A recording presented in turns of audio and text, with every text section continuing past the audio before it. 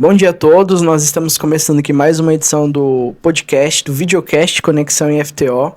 E hoje nós temos o prazer de receber uma pessoa muito importante, muito especial aqui no município de Pedro Afonso, que é o professor Fabrício Rocha de Souza. Seja bem-vindo, professor, tudo bem com você? Tudo bem, e aí, estou aqui à disposição para a gente falar sobre os projetos que a gente desenvolve na comunidade, né, as nossas ações e principalmente fortalecer, né, algo sobre a cultura da cidade que eu represento ali através do Museu de Pedro Afonso. Muito bem. Professor, para quem não te conhece, se apresenta aí pra gente qual que é a sua profissão, sua formação, como é que é? Então, eu me graduei em 2007 no curso de pedagogia, né, licenciatura em pedagogia. Posteriormente, eu fiz o curso de história. Eu tinha uma vocação muito grande, né, de ser historiador desde cedo, e por morar numa cidade histórica, como Pedro Afonso. Então, sempre me chamou a atenção a questão da arquitetura da cidade. E, paralelo, eu fiz o curso de enfermagem. Na época, né, em meados dos anos 2000, 2005, a enfermagem ela estava no auge aqui na região. Então, assim, fiz pedagogia, aí história e enfermagem juntos, né, no mesmo período, porque queria assim, expandir os conhecimentos. Então, assim, minha formação é em pedagogia, enfermagem e história, né, mas eu me identifico mais com o curso de história, tá? Sou concursado na rede municipal, como professor, né, pedagogo, e em 2012 fiz também o concurso do estado, aí passei para educação para o trânsito, também na área da pedagogia, embora eu tenha essa vocação maior para a história, mas sou efetivado em dois concursos na área da educação, né, pedagogia. Muito bom. E você é daqui de Pedro Afonso mesmo, professor? Não, eu nasci em Goiânia, né? Eu nasci em Goiânia em dezembro de 82 e com 7 meses de idade a minha avó, né, me criou desde então. Minha mãe na época não tinha condições de me dar uma criação, né, digna e achou melhor, né, que minha avó ficasse sobre a responsabilidade de me criar. E aí eu cheguei em 83, mais ou menos em julho de 83, e Não, faz bastante tempo então desde aqui. então eu resido em Pedro Afonso, nunca morei em outra cidade, não, sempre aqui. Desde Então, bebê mesmo, então você sete já se meses. considera um Pedro Afonsino que fala, né? Realmente, eu acho estranho, né? Quando eu me apresento em algum lugar que eu tenho que colocar o nome Goiânia, né? Eu acho estranho. Eu não me sinto assim. O meu pertencimento é aqui mesmo de Pedro Afonso sempre. Que bacana pra você. A gente percebe, né, pelo tanto de envolvimento em projeto em prol de Pedro Afonso que você participa, que você fomenta, a gente percebe mesmo o tanto que você gosta dessa cidade. E aproveitando, professor, dia 5 de junho foi comemorado o Dia do Meio Ambiente, né? E a gente ficou sabendo que você tem um projeto aqui em Pedro Afonso, né? Parece que você é fundador desse projeto, que é o projeto AMA, Amigos do Meio Ambiente, é isso mesmo? Exatamente. Quando eu passei no concurso para professor, em 2010, paralelo à questão da docência em sala de aula, eu implantei esse projeto, né, para que os alunos na sala tivessem algo extracurricular, tipo assim, que fosse além dos muros da escola. Então, a gente se reuniu, né, e tentou, né, criar algo que pudesse contribuir efetivamente com o desenvolvimento ambiental e social de Pedro Afonso. Na época ali, onde hoje é a Praça Ecológica Pedro de Souza Pinheiro, na proximidade ali do Rio do Sono, a gente percebeu a presença de um lixão, né, histórico ali, que já era constante. Ali havia uma degradação muito grande do meio ambiente, porque o lixo que era jogado pela população ali, a alguns metros já tinha o Rio do Sono. Então todo o rio, quando vinha a enxurrada, levava para o Rio do Sono, e aí a gente começou um processo de limpeza no local, né? E aí houve a necessidade de fazer uma intervenção mais drástica, que pudesse de fato eliminar aquele lixão. Durante 10 anos, aqui em Pedro Afonso, eu mobilizei, né, a comunidade para aterrar o local, porque além de ter o lixo, lá tinha uma erosão bem, bem abundante, né? Na época, consumiu mais de 3 mil caçambadas de aterro, né? E de acordo com que o aterro ia sendo colocado, a gente ia fazer na praça. Então, foi um processo aí que demorou 10 anos de convencimento, tanto da questão da comunidade, como principalmente do poder público, porque demorou muito para aterrar. Então, assim, a gente ia lutando, mostrava a necessidade, vocês têm que aterrar, porque se não aterrar, a população vai continuar jogando lixo. Então, é um local significativo, porque está do lado do Rio do Sono, né, e no centro histórico da cidade. Então, através da criação desse projeto Amigos do Meio Ambiente, em 2010, a gente conseguiu acabar com o lixão no centro da cidade, implantar uma praça ecológica, né, que teve notoriedade nacional em janeiro de 2014, inclusive foi vinculado a uma matéria no Jornal Jornal Nacional. Nossa, então vocês apareceram no Jornal Nacional com uma matéria. Foi uma matéria de cerca de 3 minutos, né? Onde mostrou essa luta minha com a comunidade, os alunos, né? E várias chamadas. Na época tinha um programa chamado Globo Natureza, que ele vinculava iniciativas ambientais dentro de 1 minuto, né? Aquelas vinhetas de 1 minuto. E aí passou assim, mais ou menos uns 6 meses na cidade de Pedro Afonso. Então foi o produto midiático que mais projetou a cidade de Pedro Afonso, acho que na história da cidade, né? Nunca teve um produto assim que teve uma repercussão grande, como foi a construção da Praça Ecológica, né? Através de uma iniciativa que nasceu na sala de aula, né? Mas que foi executada mesmo na comunidade, né? Para eliminar o lixão, né? E a gente deixou um legado, né? O legado foi o quê? Hoje a gente tem centenas, dezenas de árvores lá no espaço, né? E de fato, a gente acabou com o lixão. Nosso objetivo era acabar com o lixão. A gente acabou o lixão e hoje lá é uma área verde, uma área de lazer, né? E um espaço de memória muito importante na memória ambiental, não só da cidade, mas do Tocantins, que teve repercussão nacional. Que bacana, que ideia legal. Nasceu dentro de sala de aula. Isso. E espalhou pela comunidade esse sentimento, essa vontade de fazer a transformação. Eu até esqueci assim, abrir um parênteses assim, eu sempre fui um professor que eu acho que o professor ele tem que se expandir além da sala de aula. O professor ele tem um poder de transformação social muito grande. Eu sempre trouxe para mim essa responsabilidade. Eu achava que, enquanto pedagogo, eu tinha um papel muito além da sala de aula. Por isso que meus projetos que vão surgir depois do AMA, e a gente vai falar um pouquinho quando as perguntas for surgindo, vai ser tudo consequência dessa transformação que eu vou querer fazer na comunidade, mas principalmente na vida dos alunos. E aí eu vou fazer muita coisa, vou fazer passeios inesquecíveis, vou sair para fora do Brasil, e é uma história bem forte, né, que marcou a última década na cidade de Pedro Afonso.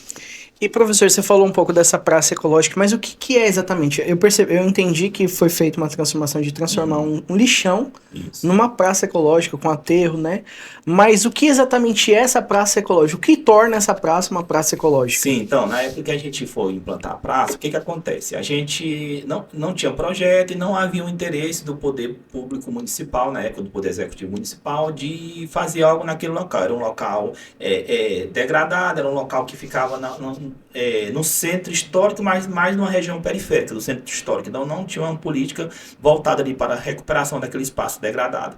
Aí a gente, para fazer essa intervenção, o que era necessário? Usar materiais que tivesse aí, que a gente pudesse colocar lá, porque cimento muito caro, né? Tinha que fazer calçada, contratar pedreiro. Então a gente não tinha essa disponibilidade de poder contratar pedreiro, material. Aí o que a gente fez? Pensou, como é que a gente vai fazer o calçamento, como é que a gente vai fazer os desenhos. Aí a gente pensou nos pneus e na garrafa PET, né? Que era o que tinha aí no meio ambiente jogado na própria praça, mas que a gente pudesse reutilizar. Aí fomos pegando pneu, garrafa PET, fomos fazendo os contornos na praça, né? Aí foi tomando formato de praça. E as plantas, a gente começou a ter a ideia de comprar através da vendagem do material reciclado, que era latinha, vidro, né? E a gente começou a vender. Então a gente comprava as palmeiras imperiais, que na época, inclusive hoje na praça a gente quase não tem, porque a temperatura aumentou muito, né? E a palmeira imperial, ela é uma palmeira que veio da Europa, então ela não se adaptou bem ao clima brasileiro. Inclusive Palmas, aqui a capital, várias já morreram ali na JK, na Teontônio, né? E aqui em Pedro Afonso foi diferente. Depois de uma década começou, né? E a gente tentou tratar, mas assim, enfim.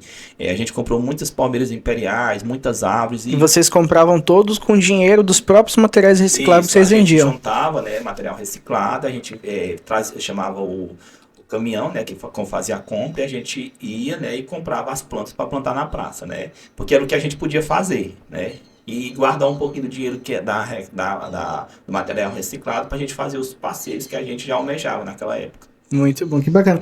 E aí, como é que funciona a visitação dessa praça? É pago? Como é que funciona a pessoa que quer visitar essa praça? Não, lá é um local público, né? Uma praça a gente fez, assim, a gente teve o trabalho de lutar, fazer, mas assim, como mostrar para a comunidade que quem faz a transformação são as pessoas que mudam os locais onde residem, né? As pessoas ficam no lixo ou em alguma situação desfavorável, até quando a comunidade não se une. Então, o meu papel ali foi unir a comunidade, né? De fato, arregaçar as mangas, me doar, né? Eu me doei durante 10 anos naquele espaço, né? Molhar, passei, muitas vezes eu deixava de me divertir, porque saía de lá muito cansado, e assim, então assim, hoje lá é um local, sempre foi um local público, né? Qualquer pessoa pode visitar, geralmente quando as pessoas vão visitar lá, vem pessoas de fora, de escola, e aí me chamam, né? Aí eu vou lá, dou a palestra, conto essa história que a gente está conversando aqui, né? E relembro os momentos ali marcantes, né? Que eu tive que esperar 10 anos, né? Eu tive muita paciência. No local público, onde eu não ganhava nada, né? Me doar, né? Assim, tinha dia que sair de lá esgotado, né? Eu tenho a cidade que me acompanhou meu luto, às vezes sozinho lá, muitas vezes eu fiquei só lá, sozinho, né? Foi assim, muita dedicação. Mas a gente vê que agora esse mesmo sentimento que te moveu, quando você faz essas palestras, dá essas entrevistas, acaba inspirando as pessoas a realmente olhar com mais cuidado para essa questão que é tão importante, né?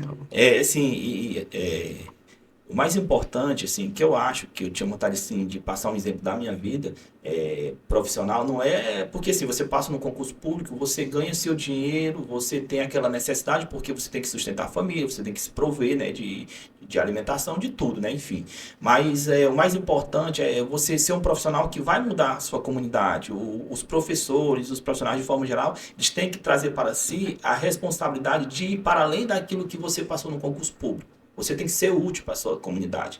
E nem sempre repassar conteúdo historicamente acumulado em sala de aula é o mais importante. Às vezes você faz uma ação lá na comunidade que vai impactar muito mais a vida dos seus alunos da sua comunidade do que o seu doutorado, do que o seu mestrado, né? Porque muita gente tem muito conhecimento, mas isso não se materializa na comunidade. Exato, precisa ser sair da teoria Isso. e ir para a prática. Você tem que ser útil, você tem que ser útil para a sua comunidade. Perfeito. Professor, agora eu imagino que todo esse trabalho que você tenha tentado fazer não tenha sido fácil. Eu acho que você deve ter feito muito sacrifício. Como é que foi essa história? Exatamente, né? Em off aqui, né, a gente estava conversando, né, e eu vou tornar público, na época, né, eu era muito questionado, né, o que eu queria fazer naquela praça, o que aqueles pneus, aquelas garrafas PET servia ali, que eu tava ficando, era doido, então assim, a gente era muito rotulado, que essa questão que não tava batendo bem das ideias, que tinha a ver, então assim, que eu tinha que estar na sala de aula, então assim, foi muito criticado, né, e por isso muitas pessoas hoje desistem de fazer a diferença, porque quando sofre a crítica, a pessoa recua, né? Ela cria aquela barreira, fala, eu tô aqui me doando, tô sendo criticado, eu não preciso passar por isso, então o que eu vou fazer? Eu vou recuar. Então, 90% das pessoas recuam. Eu não, eu sou ao contrário. Quando a pessoa me critica, que eu tenho noção que eu estou fazendo certo, eu continuo. Serve de combustível, porque eu sei que realmente ali vai ter uma transformação. Então, crítica para mim, se ela for no sentido de desconstruir uma coisa que é positiva, eu prossigo. Então, assim, me servia para mim de motivação. Mas eu ouvi muito, tá ficando doido, o que é com essa praça? Onde é que já viu um professor construindo praça? Quem faz é o prefeito. Então, eu acredito que talvez se eu não tivesse feito hoje em 2024, até hoje lá era um lixão. Foi chamado até do doido dos pneus. Doidinho dos pneus, né? Tudo isso, né? Mas aí eu, tranquilo, né? Eu sabia que minhas faculdades mentais estavam normais, né? E que eu queria, na verdade, fazer uma transformação e fiz, né? 2010, 2024, 14 anos depois, a gente tem a praça mais arborizada da cidade, a Praça Ecológica Pedro de Souza Pinheiro, o local que tem a maior área verde dentro do perímetro urbano de Pedro Afonso, o local que eu revitalizei. Muito bem, meus parabéns, professor.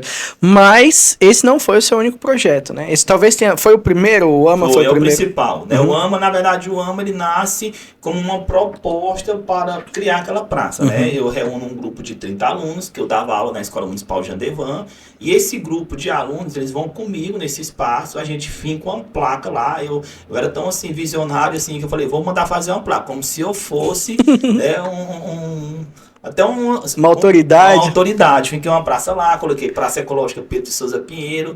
E esse nome, Pedro de Souza Pinheiro? É porque lá já tem o nome. Lá chamava Praça Pedro de Souza Pinheiro. Lá só tinha um matão, mas porque como lá é tipo um largo, como se fosse um local bem grande lá, a gente sempre chamou de Praça Pinheiros. Nunca existiu uma praça. Na verdade, lá era um lixão, né? E uma erosão muito grande, que consumiu mais de 4 mil caçambadas de aterro, né? Nossa. E aí foi isso. Aí eu continuei, por ser historiador, eu preservei a história, né, do local que já era Pedro de Souza Pinheiro, só incluir Praça Ecológica Pedro de Souza Pinheiro. para preservar o nome, né, e a memória.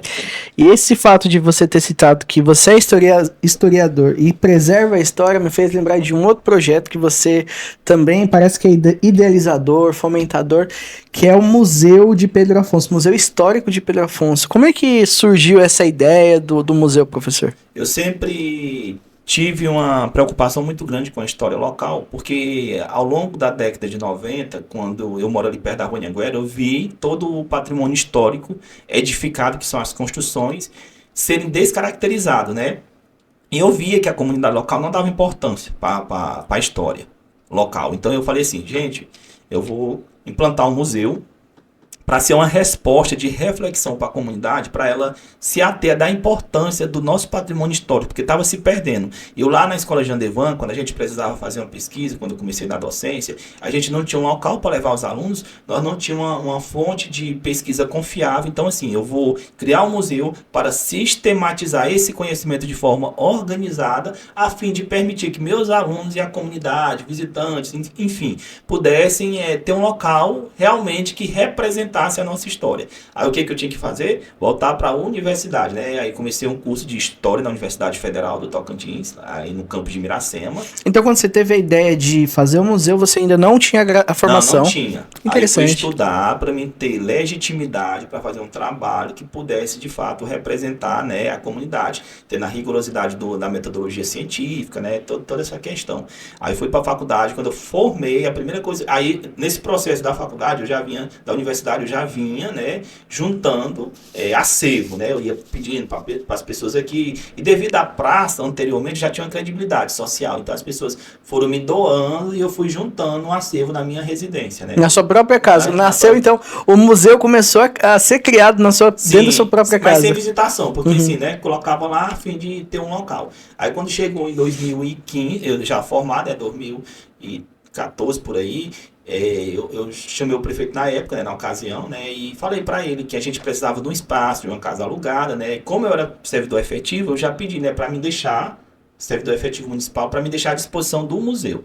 E ali a gente criou um museu a princípio com os caixotes que as pessoas usam para entregar verdura, que eu esqueci, pallet, né? Tipo aqueles pallet, nós não tinha mesa e a gente colocava os objetos em cima daqueles caixotes, né?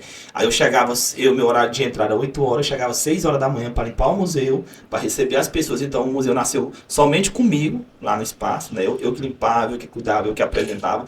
Foi outro sacrifício que eu fiz para que o museu existisse. Eu tinha que provar que tinha necessidade social e que ia haver visitação. Então, quando o museu começou a decolar, e aí eu comecei a exigir do poder público que contratasse mais pessoas, que tinha que ter a pessoa para limpar, que tinha que ter outra pessoa para trocar comigo de turno, e essas questões, sabe?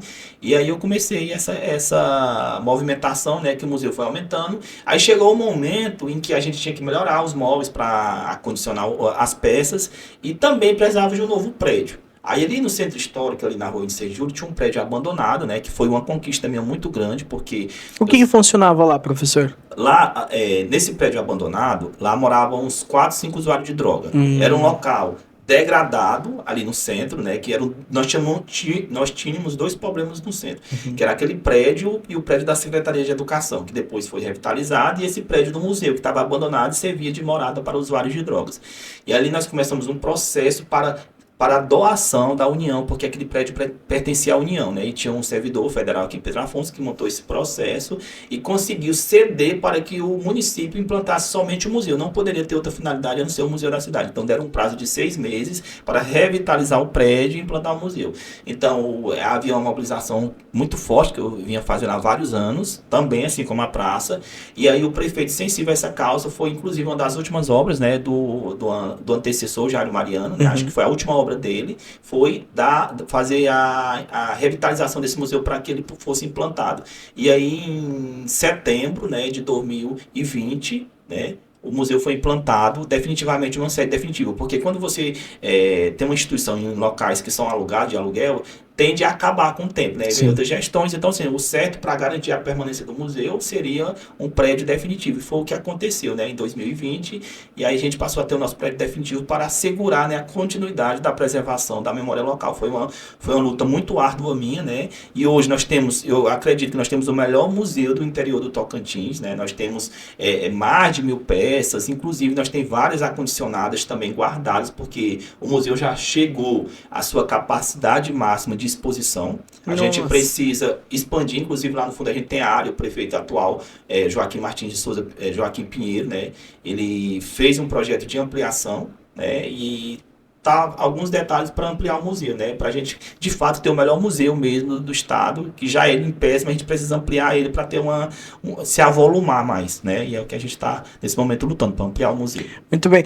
E, professor, o que temos nesse museu? A gente sabe que lá vai ter muita coisa que conta a história de Pedro Afonso, mas se você pudesse citar algumas peças, coisas que são muito interessantes ou curiosas, né, que pode despertar o interesse das pessoas, o que tem lá que chama a atenção nesse museu? Assim, o museu em si, ele é um conjunto de peças que todas são relevantes, são peças bem relevantes, mas assim, particularmente lá tem uma coleção de espadas imperiais que está relacionada à história da cidade pelo seguinte, tinha um colecionador chamado Dionísio, ele gostava muito de história, e naquela época era muito comum a população, aí na década de 70, 80, viajar para o Rio de Janeiro ou Belém, porque tinha um voo regular aqui em Pedro Afonso, né? Tinha um voo regular da Varg, da FAB, da Real Aerovias, que eram as operadoras aqui que voavam aqui na região. E aí ele viajava muito para o Rio de Janeiro e ele começou a trazer peças relacionadas a Dom Pedro II, né? Porque Pedro Afonso é o nome do príncipe, né? A nossa cidade homenageia um príncipe, o segundo filho de Dom Pedro II, que é o príncipe Pedro Afonso. Tá aí uma curiosidade para você que não sabe. Por que Pedro Afonso se chama Pedro Afonso, professor? Conta aí pra gente. De onde vem, então? Então, quando Pedro Afonso foi fundado em 1847, né? A nossa cidade chamava Travessa dos Gentios. Travessa dos Gentios? Travessa dos Gentios, né? Uns bibliografias tem Travessa dos Gentios, outra Travessia dos Gentios, mas mais comum mesmo é Travessa dos Gentios, em 1847. Em 1848, no Rio de Janeiro, nasce o príncipe Pedro Afonso. Há uma celebração nacional muito grande, assim como acontece com a família Windsor na Inglaterra, né? Então, devido a essa comoção, achou conveniente mudar o nome de uma cidade para homenagear um príncipe que estava nascendo na cidade do Rio de Janeiro, que era a sede do Império na época, né? O Rio de Janeiro é a cidade imperial do Brasil. Então, muda o nome da cidade para homenagear no advento do nascimento do segundo filho de Dom Pedro II, que era o príncipe Pedro Afonso. O primeiro foi Afonso Pedro, morreu bebezinho, e Pedro Afonso também vai morrer bebezinho, com 1 ano e 6 meses de idade, né? Por isso que o Império no Brasil vai entrar em declínio, devido a ele entrar numa depressão, né? Ele fica muito desapontado com a morte do segundo filho, o Varão, né? Aí vai ficar só as herdeiras, né? Que são as princesas Leopoldina e a princesa Isabel, né? Nossa, que interessante. Então, olha como que Pedro Afonso tá ligado à questão do declínio do Império no Brasil. Muito interessante. Olha só como que É uma das poucas cidades no Brasil que homenageia a uma figura do Império. Então, uma ação que parece simples de resgatar a história de uma cidade acaba mostrando tanto que essa cidade tem relação com a história nacional, né, a história do nosso país. Exatamente. Então, igual eu lhe falei, essas espadas que estão presentes no Museu de Pedro Afonso que foram adquiridas pelo senhor Dionísio, né?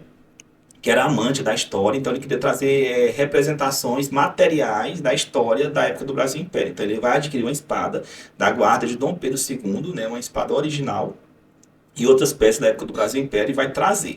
Durante vários anos ele mantém esse acervo na casa dele, mostrando para os amigos, para os visitantes. Então, assim, era muito procurado. As pessoas iam em Pedro Afonso e iam na casa dele.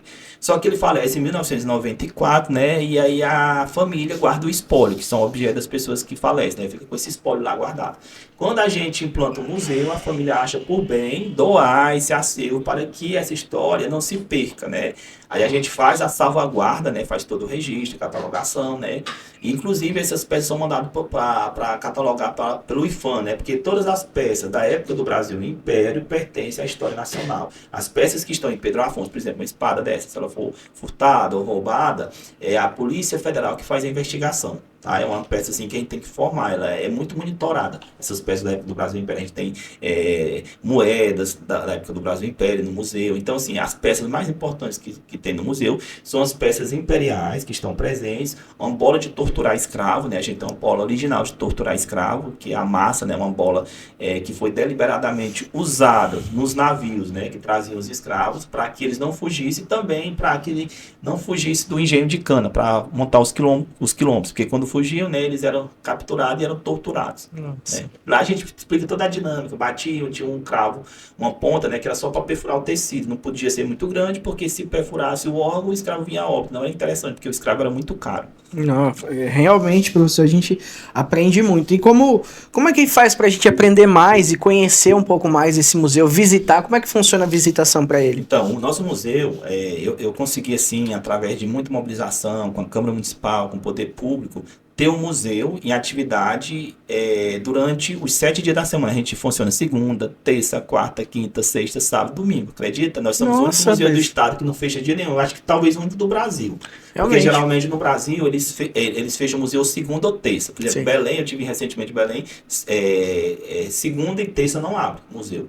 Tem museu que só abre quarta e vai até domingo, entendeu? Então, assim, a gente tem um museu que funciona 7 dias da semana, horário normal, de 8 às 12, 14 às 18, e das 18 a gente tem um funcionário de noite, das 18 às 21h30. Nossa, que interessante. Então, nosso museu é 24 horas aberto. Sábado e domingo, sábado e domingo ele abre normal, que é 8 às 12 e 14 às 18, sábado e domingo. E aí a gente precisa fazer agendamento, comprar ingresso? Não, como é que funciona? A visita é gratuita, né? O próprio conceito de cultura e de museu, né? Embora muitos museus no Brasil cobrem, mas o museu ele é um local de acesso, tem que ser um local de acesso à cidadania. E quando você fala de cidadania, você não pode cobrar. A cidadania ela tem que ser gratuita, é um direito. É um direito. Acho que o principal direito da pessoa, enquanto cidadão, é a religião e o direito à cultura, porque a cultura ali tem a ideia de pertencimento. Então, quando eu sinto que eu pertenço àquela comunidade, eu me aceito, eu me sinto valorizado. Então, o museu é um ponto de valorização da cidadania, né? A pessoa se sente cidadão, pertencente a Pedro Afonso, se ele conhecer a história e puder assim, divulgar essa história que ele conhece, né? Para ele sentir orgulho da cidade dele. Então, nosso objetivo no museu é fazer com que ele valorize, igual você que veio de fora, conhecer a nossa cidade, sentir assim que é uma cidade importante, que você sinta aquele amor pela cidade que você veio morar, construir sua história, né? Sim, com certeza. E, professor, só que eu fiquei sabendo que não é só isso. Já é muito esses dois projetos, acho que são dois projetos muito impactantes na cidade. Promover uma transformação e promove a cada dia, né, que permanece ativo esses dois projetos. Mas eu fiquei sabendo que você não parou por aí. Você parece que é sedento por transformações e está sempre envolvendo mais projetos, né? E parece que você tem buscado realizar sonhos de muitos alunos, muitos estudantes querendo expandir a mente deles através de excursões, passeios. Como é que é essa sua relação com viajar, com levar as pessoas para viajar? Eu fiquei sabendo que tem algo nesse sentido. Bem antes dessa questão da viagem, a gente fez uma segunda praça ecológica, né? Que, inclusive, a gente vai ter uma relação muito forte com o IFTO, né? Na época, a gente vai fazer a segunda praça ecológica, envolvendo os alunos do Instituto Federal do Tocantins, campus avançado de Pedro Afonso, e também as ex-presidiárias, que na época a gente tinha cadeia pública feminina. Então, a gente reuniu esses dois públicos que a gente fez a segunda praça ecológica, que leva o nome do Instituto IFTO aqui na entrada da cidade. Então foi outro momento importante, porque ele era um local abandonado, né? Hoje está uma área bem arborizada, ela vai passar por um processo de revitalização, mas o mais importante que eu sempre digo é que a gente plantou as árvores ali, você vê a sombra, vê as pessoas de baixo, no momento em que o nosso estado é um dos estados mais quentes, é um tipo um refúgio para a população ali de lazer, né, na cidade. Então a gente fez essa segunda praça, né? É importante ressaltar essa segunda praça que foi Então nós temos uma praça em Pedro Afonso, praça ecológica. A segunda praça ecológica de Pedro Afonso leva o nome do IFTO. Exatamente. Porque foi construído nessa parceria. Nessa parceria. Aí os alunos do IF noturno, né? No período noturno eles iam, né? Eu estava lá, e aí eles sempre contribuíam, né? E às vezes tinha uns que tinham estágio, né? E faziam estágio lá durante o dia, banhando as plantas. É aquela que fica ali na frente na entrada da cidade, perto do trevo? Exatamente, onde tem aquele relógio ali do Sicredi. Então ali é a Praça IFTO, feita em conjunto com o Projeto AMA e o Instituto Federal Campus Pedro Afonso. E as presidiárias. as presidiárias na época da cadeia pública feminina. Inclusive, nessa época, eu ganhei o prêmio Novare, né, da Rede Globo. Nossa. Em 2015, eu ganhei o prêmio Novare, eu fui receber no STF, daquele ator global Lima Duarte, aquele senhor, né? Eu ganhei esse prêmio devido a essa luta minha ali com as presidiárias, trazendo as presidiárias para trabalhar. Então, nessa época, eu fui laureado com esse prêmio. Nossa, que bacana, parabéns, professor. É muito bom saber que um Pedro Afonsino, pode-se dizer assim, né, com todo esse trabalho e todo esse tempo aqui na cidade, representou tão bem, fazendo um projeto tão importante, né, trazendo as presidiárias, envolvendo uma instituição de educação local, o Instituto Federal do Tocantins, Campo Pedro Afonso, e o Projeto AMA para, mais uma vez, tornar Pedro Afonso um lugar mais agradável, de respeito ao meio ambiente através dessa praça ecológica. Pois é, interessante. E a gente colocou o nome da praça ecológica exatamente para o Instituto ficar nas proximidades, para que o Instituto também tivesse uma corresponsabilidade com o futuro da praça. Muito bom, muito importante. E qual é a dica que você deixa para os estudantes de engenharia agronômica ou de técnica agropecuária, né, que tem essa praça, então, sob a nossa responsabilidade? Às vezes eles nem sabem ainda, né? Qual a dica que você deixa para eles zelarem desse patrimônio construído? Exatamente, né? Passar por lá, né? Ver se tem alguma sacola jogada, alguma coisa que eles puderem fazer o mínimo, né? Só digitar lá e não jogar um papel de balinha no chão. Às vezes de pegar uma sacola que foi jogada ali, algum lixo para contribuir, colocar na lixeira, porque sempre tem esse tipo de coisa. Então eu passo por ali, eu pego, né? Tem aquela preocupação. Ligar uma mangueira, às vezes as mangueiras estão lá, você passa, liga, né? Então assim, tem aquele cuidado de preservar o patrimônio, porque aquilo é um patrimônio público, né? E assim como você perguntou anteriormente, né, para mim fazer uma pontuação sobre a questão das viagens, né? Sim. Só para a gente dar sequência, devido às praças, essa mobilização das praças com meus alunos, essa luta dos meus alunos, são crianças, são adolescentes, na época já adolescentes, tem que ter um retorno, né, para eles. Então, assim, eles um dia chegaram no treino e sempre teve assim, cuidado com a praça, né, cuidado com a praça, esporte, sempre teve futebol, né, e aí lá durante um treino de futebol, ele falou, professor, nós podíamos fazer uma viagem, né, eu falei, mas gente, para onde? Aí ele falou, não, nós vamos pensar num local e amanhã a gente traz pro senhor. Aí eu fiquei tranquilo, né? Palmas, shopping. Aí eles achavam eu muito assim. Falaram, não, professor, dá conta de fazer as coisas, vamos pensar na coisa maior. Eles falaram depois pra mim. Então vocês começaram primeiro fazendo viagens pra Palmas. Não, né? Foi não. Aí eu tô falando, eu pensava. Ah, você pensou assim. Eu pensei que era pra Palmas. Aqui, coisinha assim, sempre é Palmas, né? Sim. Vai pro shopping, assiste um cinema. Falei, beleza, isso aí é tranquilo. Eu peço o ônibus da prefeitura, né? A gente fala com os pais, pai dá um dinheirinho pra eles levar pro cinema e tal, tranquilo. Fui dormir tranquilo. Quando foi no outro dia, lá no treino, aí eu sempre teve presidente no grupo, né? A gente sempre tinha uma eleição de uma liderança lá do grupo, todo ano tinha um. E aí ele falou, levantou, professor, é o seguinte, o senhor é muito desenrolado, o senhor tem muita coragem, então vamos trazer um desafio maior pro senhor levar a gente para um lugar que a gente tem um sonho muito grande de ir. Aí eu pensei, não, Goiânia, né? Porque Goiânia é mais aqui, mas a gente ainda vai, porque Goiânia é em 1000 quilômetros, a passagem não é tão cara, né? Eu pensei que poderia ter uma luta. Falou, não, professor, é o seguinte, a gente tem um sonho de ir pro Rio de Janeiro, eu pensei, Maracanã. Falei, mas gente, como assim que nós vamos pro Rio de Janeiro? Aí questão da violência urbana, tem todo aquele mito, né? Em torno do Rio, né? Embora eu já conheça o Rio, né? Mas uma coisa é você ir só, outra coisa é você ir com um grupo de alunos.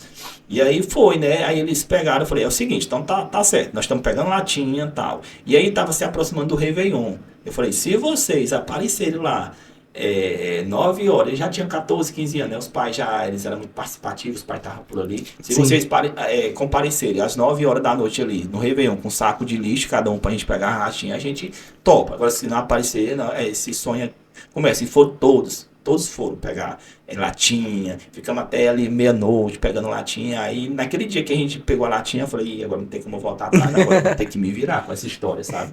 E aí começou, né? E foi, e praia e tudo. Teve aluno, pra você ter ideia.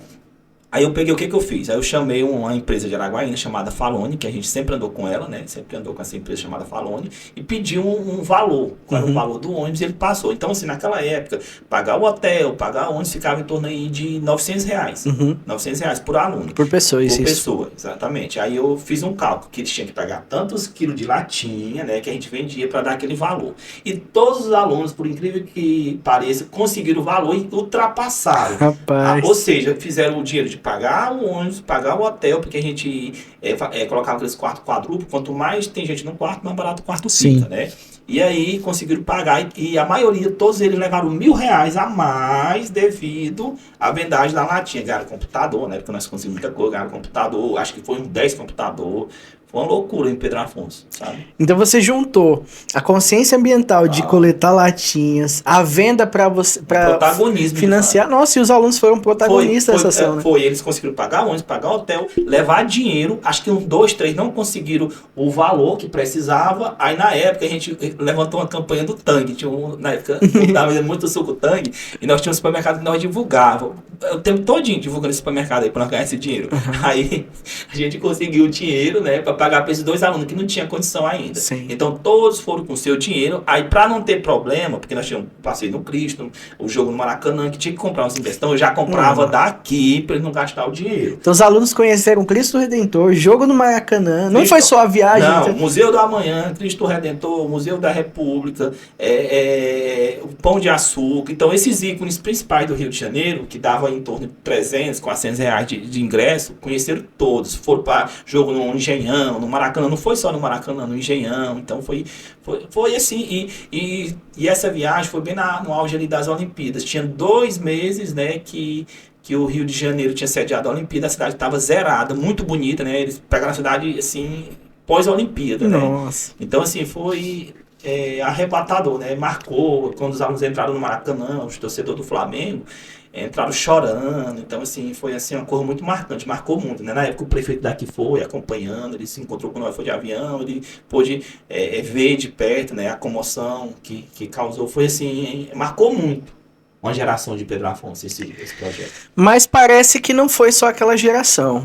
Eu já vi o senhor aqui no campus, né, no avançado Pedro Afonso de FTO, com um aluno aí coletando uns cajus. Isso. Tem alguma coisa a ver com esse projeto também, professor? Aí depois teve a pandemia, né? E a pandemia ela restringiu muito, né? Aí assim, não dava mais pra gente fazer grandes projetos, assim, depois da pandemia aí não dava pra fazer assim, vou levar 40, 50 alunos, igual a gente andava com 50 pessoas.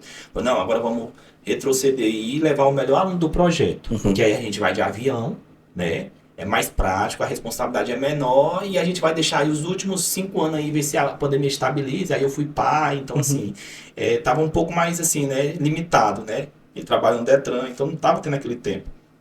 Aí hoje o projeto continua, só que a gente leva um aluno. Já tem 2 anos que a gente leva o melhor aluno do projeto. Então serve aí, até de forma de incentivo para os estudantes, né? Isso. Aí o aluno, o melhor aluno todo ano, a gente faz o Festival do Caju, que o IFTO sempre teve presente na vida do Grupo Amigos do Meio Ambiente, né? Hoje o campus se abre para a gente fazer a coleta dos caju, porque sem a coleta dos caju não tem como fazer o festival, e sem o Festival do Caju não tem como a gente arrecadar o dinheiro, né, para pagar a passagem do aluno. Né? Então, toda a passagem do Vitor de avião, hotel, jogo no Maracanã, ele foi para 2 jogos, Flamengo, Botafogo, quando chegou, bem no finalzinho, quase retornando, que foi uma semana que a gente ficou lá, Flamengo e Amazonas, 2 jogos do Flamengo, então assim, realizou o sonho em dose dupla no último jogo. O Gabigol tinha voltado a jogar, né? Ele viu ele, então assim, você imagina, foi as lágrimas, né? Era o sonho dele ver, porque no primeiro jogo ele estava suspenso, tinha pegado a suspensão. Então, assim, através do IFTO e das pessoas que adquirem o doce de caju, rapadura de caju, castanha de caju, a gente conseguiu pagar, né, a passagem do Vitor, né, e pagar os materiais que a gente faz. Geralmente, meu gasto é eu que arco, né, porque eu tenho meu trabalho, né. Na verdade, quando preciso, faço ser ajudado. O meu sempre ajudei, né. Quem me conhece sabe que muitas vezes nessas viagens eu tive que investir dinheiro meu para que de fato acontecesse. Nunca fui beneficiado, pelo contrário. Gastei muito dinheiro. Eu acho que o AMA, na história do AMA, se eu não gastei menos de que 20 mil reais do meu dinheiro, eu acho que não é brincadeira. Não foi. E o pior é que teve muita gente que achou que você estava fazendo isso por pretensões políticas, né, professor? Exatamente. Por exemplo, agora nós estamos próximo ao período eleitoral, né? E as pessoas se questionam, né? Questionam, Fabrício. E além disso, a gente deixou uma parte da história minha que é muito importante, a questão do servir a comunidade, porque eu sou, talvez, hoje, dentro da cidade, uma das pessoas que mais ajuda a comunidade, com alimento, roupa, cama, tudo. Ventilador, ontem mesmo eu arrumei um ventilador. A pessoa falou, professor, eu tô aqui, meu filho não tem um ventilador. Pessoas carentes. Aí eu vou na loja, peço um ventilador. Para o hospital, já doei não sei quantos ventiladores. Então, assim, não é do meu dinheiro, é assim que eu luto. Então, junto com o AMA, nasceu essa doação. Então, assim, eu sou uma pessoa que vivo de servir a comunidade. O tempo todo do ano. Ontem mesmo, doei 3 cestas, mas assim, como se dá? Um rapaz teve um filho, né? E aí fez uma promessa, filho, nascer com saúde e tal. Aí dou a cesta pra mim, porque não sabe para quem entregar. Então, Sim. às vezes eu vou junto. Então, assim, eu passo o tempo todinho ajudando. Paralelo ao AMA, eu tenho esse negócio de ajudar com o grupo. Ações sociais, né, O professor? tempo todo. Eu acho que é o que eu mais faço. Mais do que qualquer coisa, o que eu mais faço é ajudar.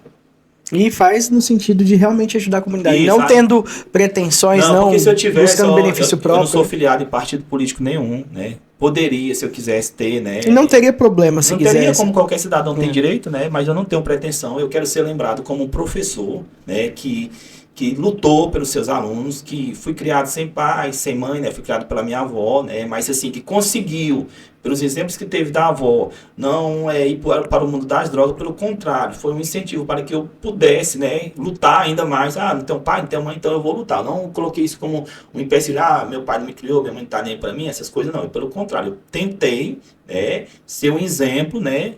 De luta, para que as pessoas olhassem para mim, não tem esse negócio de ter pai e mãe não, que a pessoa é o que ela quer ser, então eu procurei ser uma pessoa do bem, né? E até hoje eu procuro. Aí nesse processo, o que mais me deixou feliz, em tudo, foi em 2016, quando o Comitê Olímpico Internacional, em Palmas, eles colocaram, né, eu para acender a tocha olímpica, né? Rapaz! Foram 135 condutor, e a minha história, naquele momento, em 2016, era uma história assim, que para eles era relevante, e aí dentre esses 135 condutor, eu acendi a tocha olímpica ali na Praia da Graciosa, né? Fui o último, subi, andei 1 quilômetro com ela, com a Guarda Nacional ali me circulando. Então, assim, passou um filme muito grande da minha cabeça, da luta em Pedro Afonso, museu, né?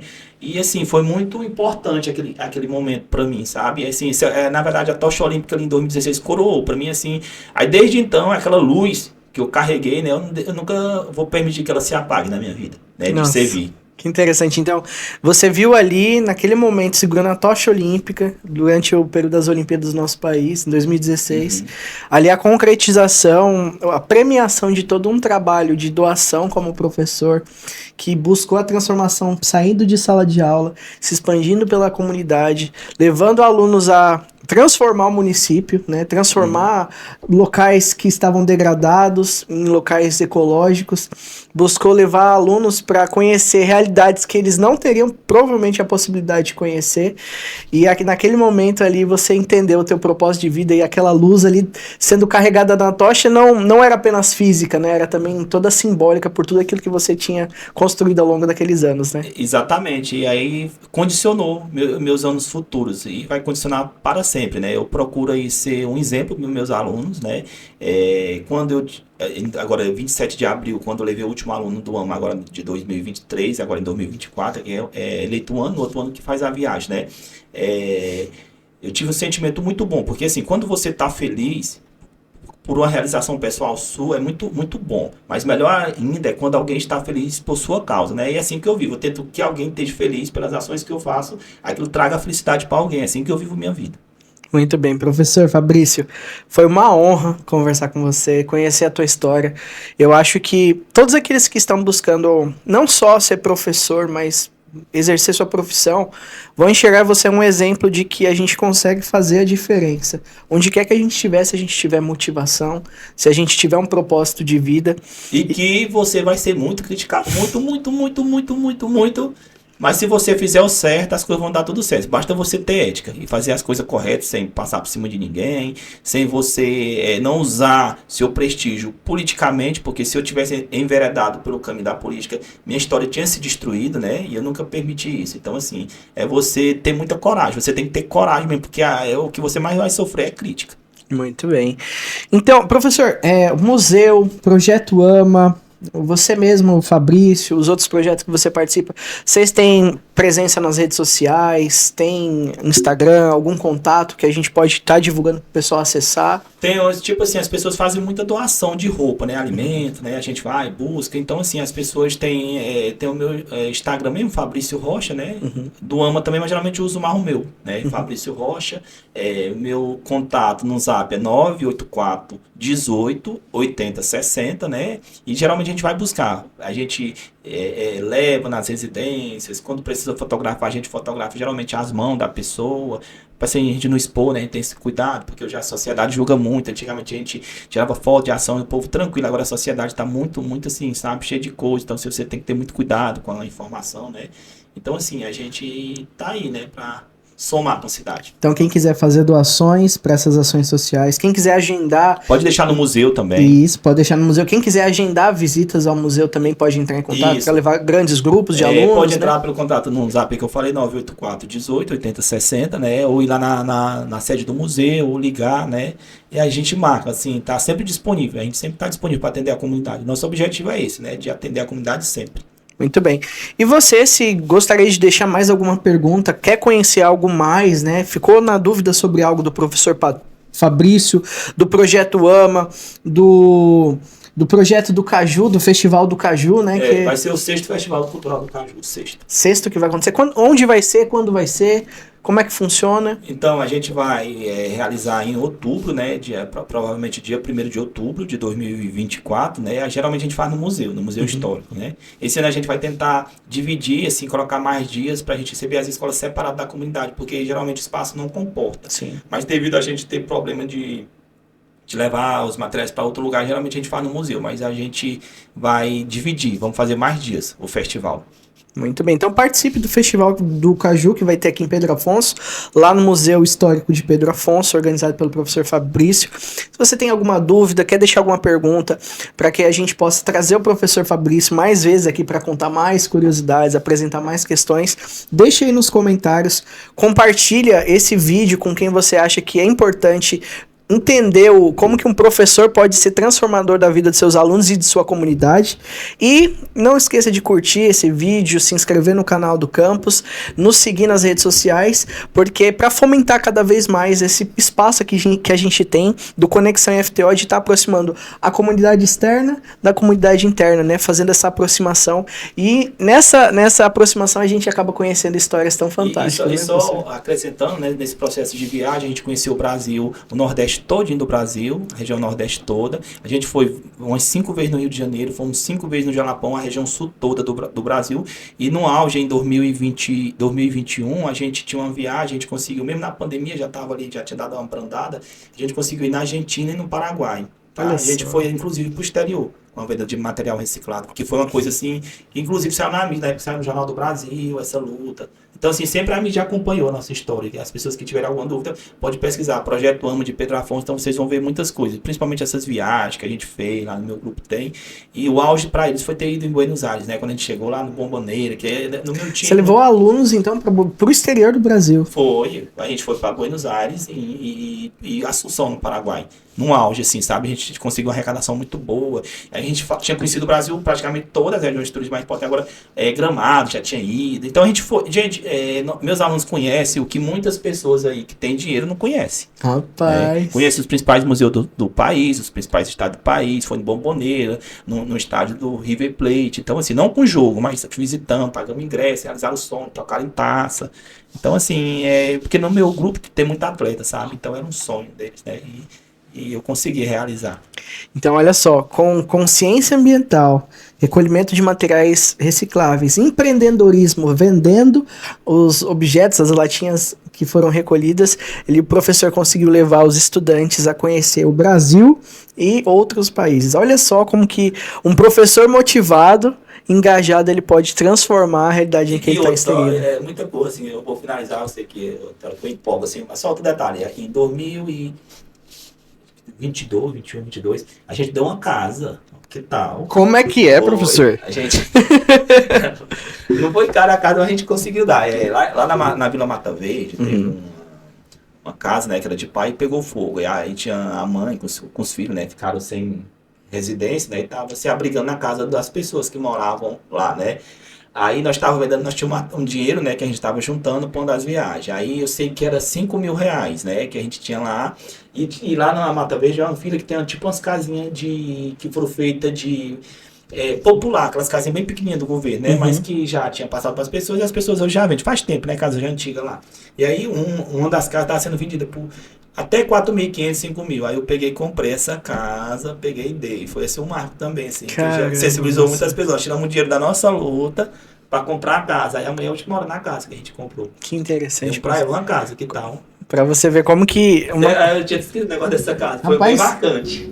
Isso acaba ajudando muito. Você vê que a força de um projeto, a união de estudantes e um professor, pode conseguir até... Eu chamei os meus alunos, falei, gente, vamos aqui. Aí expliquei pra eles, vamos trabalhar, vamos dobrar nosso trabalho, mas vamos fazer. Aí todo mundo topou. Meus alunos, eu sempre fazia que eles fossem úteis, se sentissem assim que eles eram bons, né? E aí eles toparam e a gente deu essa casa. É uma coisa assim que marcou muito também. E eu tenho certeza que isso serviu de muito exemplo pra eles, professor. Vou te mandar a casa lá. Manda as fotos, manda os vídeos de todos esses projetos que a gente depois coloca aí no vídeo. Então é isso, professor, foi um prazer. Obrigado por ter vindo aqui.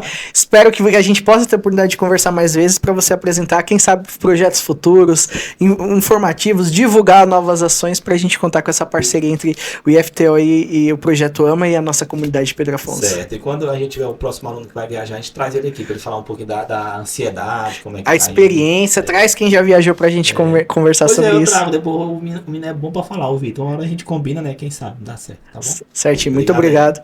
Então, pessoal, é isso. Até a próxima. Não deixe de curtir esse vídeo, se inscrever no canal do IFTO e divulgar, né, para as pessoas que você acha que é importante conhecer a história do professor Fabrício, tá bom? Pessoal, obrigado. Até mais e até a próxima. Obrigado.